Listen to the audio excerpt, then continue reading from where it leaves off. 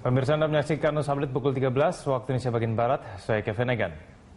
Sidang tuntutan terdakwa Jessica Kumala Wongso masih belum dimulai. Ayah korban Darmawan Salihin berharap Jessica dituntut hukuman seberat-beratnya. Sidang ke-27 kasus kematian Wayan Mirna Salihin memasuki agenda pembacaan tuntutan. Sidang digelar di Pengadilan Negeri Jakarta Pusat. Ayah Mirna, Darmawan Salihin, mengatakan pihaknya telah mempercayakan tuntutan dan keputusan kasus ini pada pengadilan. Namun sebagai orang tua korban, ia berharap Jessica bisa dituntut seberat-beratnya karena Darmawan meyakini Jessica lah yang telah memasukkan sianida di kopi yang diminum oleh Mirna. Saudara mengetahui apakah barista dalam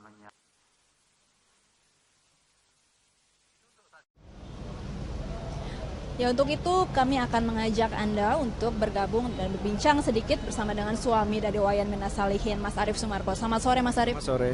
Mas, ini merupakan salah satu titik momen yang cukup krusial karena tuntutan ini akan berpengaruh ke depannya. Apa harapan dari pihak keluarga terkait dengan tuntutan dari jaksa ini? Kami mengharapkan keadilan ya, yang maksudnya Mirna itu waktu diracun tidak bisa ngomong apa-apa, dan ini yang perjuangan terakhir ya yang bisa kami lakukan untuk dia gitu. Nah, artian kami ingin hukuman yang seberat-beratnya sesuai dengan undang-undang yang berlaku. Jika dari pasal 340 sendiri sanksinya beragam, minimal 20 tahun penjara dan terberat seumur hidup dan juga hukuman mati. Bisa lebih spesifik lagi apa yang diharapkan keluarga begitu, Mas? Seberat-beratnya ya, Mbak. Artinya hukuman mati? Ya. Jika kita lihat sejauh ini kuasa hukum dari Jessica, Pak Oto Hasibuan, memang kembali lagi menegaskan bahwa sebenarnya Wayan Mirna bukan meninggal karena sianida begitu. Tanggapan Mas sendiri bagaimana pandangan dari Mas dan keluarga? Terus kalau gitu yang ditemukan di lambungnya itu apa gitu loh? Yang ditemukan di kopinya itu apa? Kenapa di CCTV tanda-tandanya seperti orang keracunan sianida gitu kan? Itu kan sudah jelas dia kejang-kejang, sesak nafas gitu loh. Semua saksi, semua sinkron gitu loh menyatakan itu, bahkan saksi ahli pun sudah menyatakan itu. Karena saksi ahli yang dihadirkan oleh pihak penasehat hukum sendiri tidak diberi dokumen yang lengkap, makanya analisanya sepotong-sepotong. Bagaimana seseorang menganalisa sesuatu jika diberi hanya judul dan kesimpulan, tidak ada bodinya gitu loh. Itu kan tidak fair. Kalau mau ingin fair harus dikasih semuanya yang lengkap gitu.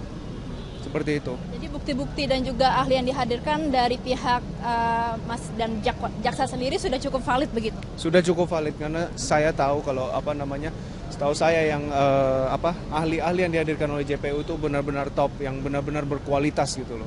Salah satu yang dipermasalahkan hingga saat ini adalah direct evidence atau bukti langsung yang memperlihatkan Jessica menuang sianida ke dalam kopi yang ditenggak Mirna sendiri. Apakah itu juga menurut Mas salah satu yang miss dalam persidangan ini?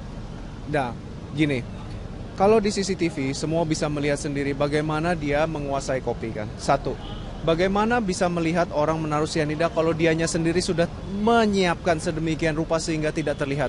Karena kan di CCTV terlihat bagaimana dia merencanakan itu. Dia pertama masuk, dia mengamati sekitar, booking tempat, terus dia keluar lagi, dia beli yang 3 paper bag itu yang dikabarkan adalah oleh-oleh untuk yang semuanya. Nah, waktu dia masuk kedua kalinya, bagaimana dia memesan duluan, dia memutari restoran tersebut, memperhatikan sekitar, memperhatikan CCTV, terus baru dia close bill langsung, berarti kan ada sesuatu niat tertentu. Dan di situ terlihat pula di CCTV bagaimana di meja tersebut dia duduk, dia mengarahkan tempat duduknya sedemikian rupa sehingga tegak lurus sama tanaman sehingga tidak terlihat, dan dia menggeser, sekali lagi menggeser paper bag. Kalau orang nggak ada niat ya, ngapain geser paper bagnya? Minuman datang, udah tahu minuman datang, itu kan mejanya penuh. Kenapa paper bagnya tidak dipindah? Tapi dia malah menggeser sedemikian rupa sehingga tidak tertutup pandangan tersebut. Berarti kan udah ada niatan tertentu. Nah, di situ pula dibuktikan oleh ahli IT kan ada perubahan warna.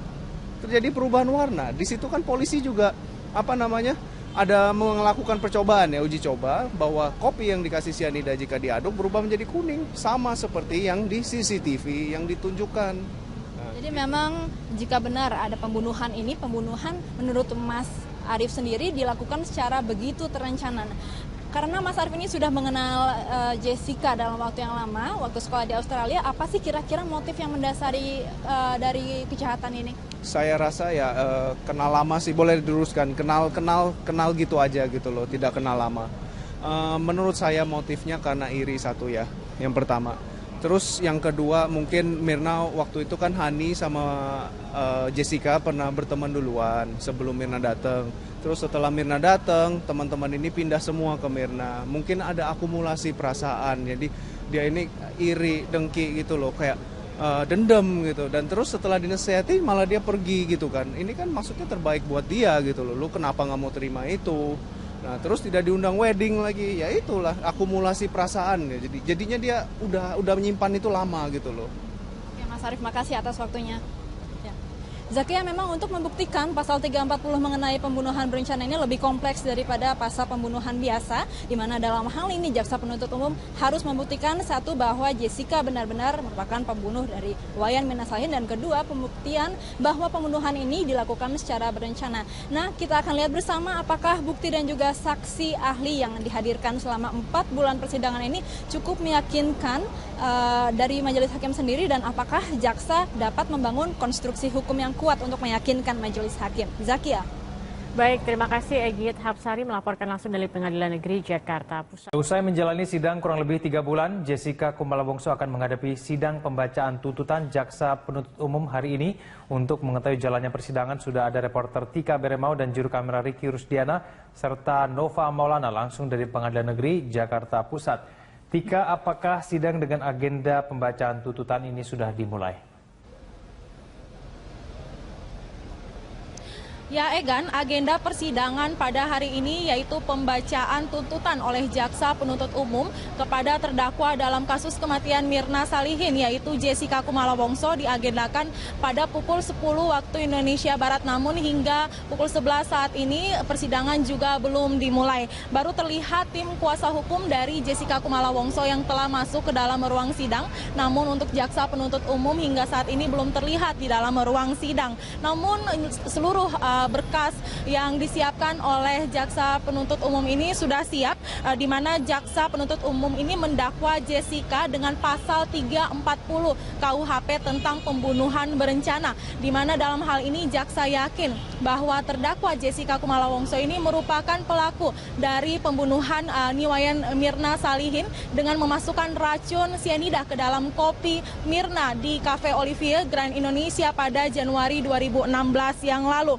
Kalau kita mereview kembali jalannya persidangan selama ini, kita melihat bahwa Jessica sebagai terdakwa dalam kasus ini selalu konsisten dan terus mengelak bahwa atau membantah bahwa dia yang merupakan pelaku pembunuhan Mirna. Dan sampai saat ini pun jaksa penuntut umum belum dapat memberikan atau menyatakan motif pembunuhan kepada terdakwa Jessica Kumala Wongso, dan sampai saat ini pun jaksa belum dapat menghadirkan saksi fakta yang dapat menunjukkan atau yang melihat bahwa Jessica lah yang menabur sianida ke dalam kopi dari Mirna Salihin, di mana jaksa mendasarkan dakwaannya kepada CCTV atau rekaman CCTV dari Cafe Olivier, dan rekaman CCTV ini belakangan dinilai tidak sah oleh tim kuasa hukum Jessica Kumala Wongso karena menurut Otto Hasibuan bahwa KUHP yang bisa dijadikan alat bukti hanya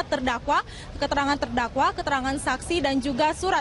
Namun bila kita melihat dari Undang-Undang Informasi Transaksi Elektronik atau ITE nomor 11 tahun 2008, di situ menjadi dasar hukum bahwa alat bukti elektronik, baik informasi elektronik maupun dokumen elektronik ini juga dapat diterima di dalam persidangan selama memenuhi persyaratan yang berlaku. Dan memang selama persidangan yang telah berlangsung 3-4 bulan ini pun pengacara Jessica yakin bahwa kliennya ini akan dibebaskan karena ia yakin bahwa Mirna ini meninggal bukan karena racun sianida. Namun tentu kita menunggu keputusan dari majelis hakim karena dalam hal ini majelis hakimnya lah yang berwenang untuk mengambil keputusan apakah Jessica ini terbukti bersalah atau tidak. Egan. Tika, bagaimana tanggapan dari pihak keluarga Mirna berkaitan dengan sidang hari ini? Ya, tadi Egan kami sempat bertemu dan berbincang dengan ayah dari Mirna Salihin, yaitu Darmawan Salihin, di mana ia mengatakan bahwa ia telah menyerahkan sepenuhnya tuntutan dan juga keputusan kepada pengadilan. Dan berikut adalah cuplikan wawancara kami tadi dengan ayah Mirna, yaitu Darmawan Salihin. Saya percaya pengadilan di negara kita yang tercinta ini bisa